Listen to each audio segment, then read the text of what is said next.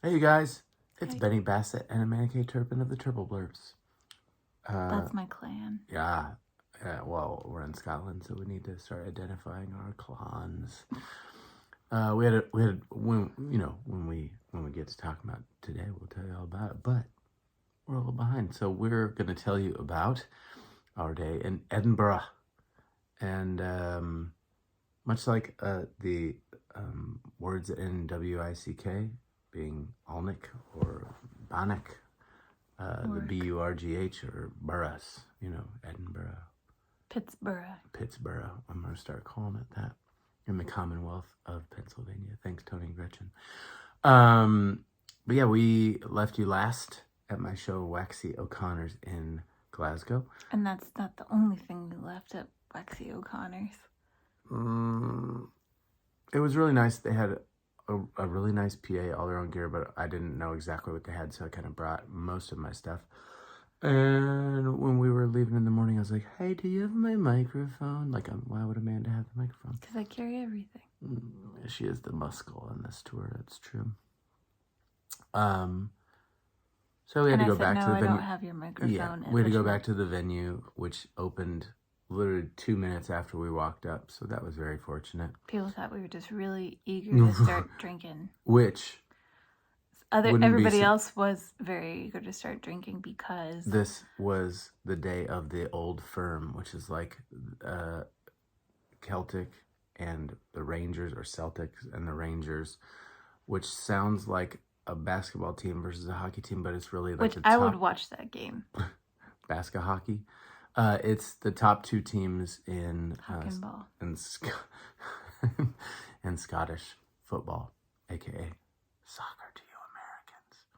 But they have won like nearly every championship, one of the two of them, in Scottish football, soccer, forever and ever and ever. And they are like, it's like if the Republicans and the Democrats and the religious leaders of like a Unitarian church and a really conservative church that I don't want to name, like if they all put a team together to play like each side of a football game, and they were captained by the Montague and Captains. And what was the Western family that didn't get along? You're talking about Greece? No. I'm talking about the Wild West. The Earps? No, it's two families. I'll think of it after we're done making this video. Perfect. In the Wild West? Yeah. I don't know. Is it Mexico and the United States? Yeah, that's it. And Teddy Roosevelt came in and was no. It's like a family that's like famous for a blood feud. Write to us in the comments what family you think had a blood feud in the late 1800s. And that launches the podcast. Anyway. So we're just going to call it then and maybe get huge history wrong. A rivalry so huge that when we were talking to the folks at our Hatfields and the McCoys? Yes, that's it. Okay, well, don't write anything in the comments. Don't the comments clutter up the comments with information because we already know. Okay.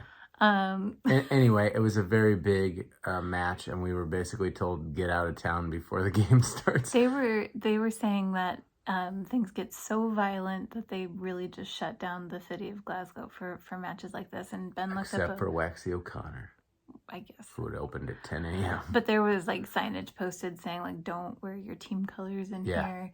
There was at most of the games they have like police that line the seats between the two like fan sections. It's wild. But anyway, that was going on, so they were like just opening up, and I think the look on their face was like, here goes a day. But they let me get right in, get my microphone that was still just sitting on the mic stand, and it was like almost right next door to the train station, so it really worked out fine. We didn't have to do anything crazy. Got on the train, Glasgow to Edinburgh, about 55 minutes or an hour and 10, depending on whether you take the express or the all the stops train. That's what they call it. Went to Edinburgh. We got right off the train and walked. I found a bus, but we kind of had to walk over to the Walter Scott Monument, which is like I think one of the cooler monuments ever. Yeah, very like different architecturally than a lot of things that we've looked at, and it's just like very poignant in its situation in the city. It's very cool. Also, I think we've been to several places where they're like restoring old buildings, and they're restoring them to make them look clean and like that, what they call it, king's gold, like that kind of like limestone, you know, that you see on a lot of those older buildings, granite, whatever the heck it is, kind of yellowish tan. And what I like about a lot of Edinburgh's monuments is that they are like kind of dark and black. And I don't know if it's intentional or they're like... It could just be grime, but they look cool. They look way cooler that way to me.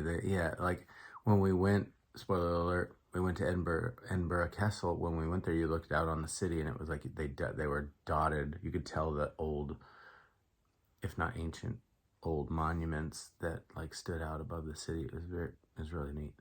Anyway, went there, caught a bus almost right next to it, and went up to a hotel, which was a cool little... It was like a little boutique hotel. It's Hotel Leonardo, which is all over the place here, but this was like a boutique off-brand of theirs that used to be in a little hospital. So it was really neat. And they upgraded us, gave us a sweet room, literally. And then, then we left. We went to the National Museum of Scotland. For 45 minutes. That's right. They gave us they have first of all, a QR code where you could scan all the highlights. So we hit like all the highlights except for the samurai armor, almost every other highlight. That's true. Which included Dolly the sheep, the first successful clone sheep. The first successfully taxidermied clone. There can only be that once. Tyrannosaurus Rex, a Buddha statue. There was this really cool whalebone or jawbone from a whale. Oh yeah, that was cool. Probably like the size of my little Kia Soul back home. Hey Soul.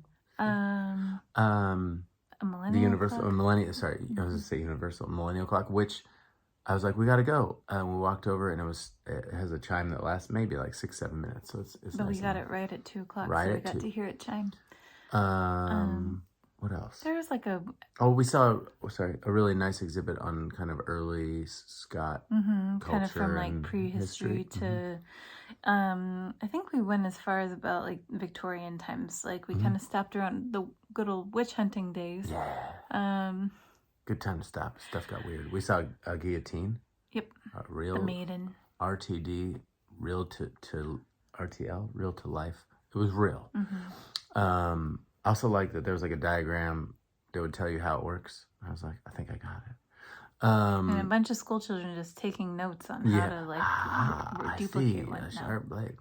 But yeah, there was like a really old one of the early Scottish flags that are like flown in battle, which is really like cool. Threadbare, but so cool.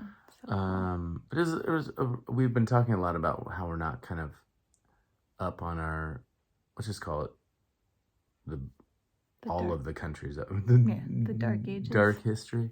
No, that's doom history. That's what you've been calling it. That's true. But like Ireland, Scotland, Britain, and how their histories are intertwined and interact, and you know, like all that kind of from folks who invaded and came over to invading each other, all those kinds of things. So it's been a good lesson for us everywhere we go. Known characters in the story, like course.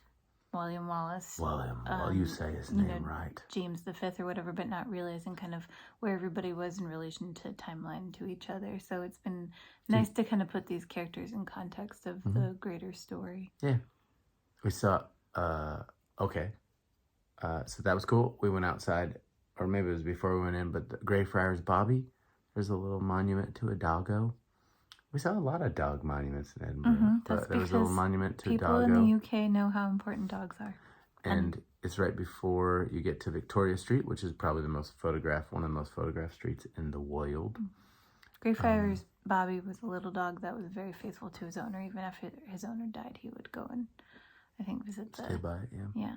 So and now people leave sticks at the dog's gravesite. And they pet his nose, and so his statue's all black.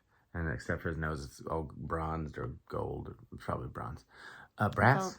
Like brass and shiny from people touching Shiny. Then we walked down Victoria Street. on our way to go to Edinburgh Castle, which, if you remember us telling stories about our previous visit to the UK, we had a train change that was about maybe 20 minutes, and I said, in between the two trains, we should run and see the castle. So we ran uphill both ways to the Prince Street Gardens, and took a picture of the castle, and then ran back and got on our train. So we'd spent maybe 10 minutes in Edinburgh, high quality minutes, I might add. But it'd been 4 years, and we knew we wanted to go back, so we're packing stuff in. So we finally got to go into the castle, and it was really, first of all, it's just such an imposing. The Scottish really do castles well here. They pick some good spots. They got a nice cliff base to build on. I mean, listen, their whole country is cliffy. At least the Highlands. I mean, it's just, we'll get there. But anyway, what was your favorite part of Edinburgh Castle?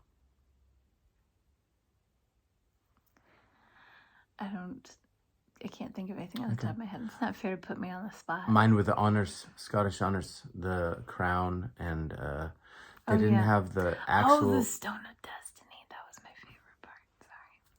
Did you just not have an answer, and then when I answered, interrupt my answer to steal my thunder? Yeah, that was my motive. No. That's a very Benny Bassett move by you. I just need... It was good. Needed some prompting. I just needed to reflect on our time there. This is going to sound like a very first world problem, but the truth is we've looked at so many castles. I needed a little brain refresh. Yeah. But do you want to tell the fine people of the universe what the Stone of Destiny is? Stone of Destiny is... did it have Viking roots? Pictish. So they're all these sort of, the countries as we know them now, like Scotland, England, whatever, they're all kind of indicative, or they're the child of several different kingdoms kind of being united in one way or another. United Kingdom.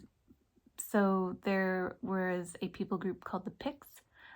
They're also really interesting because they had a written language where many people in that area in that time did not.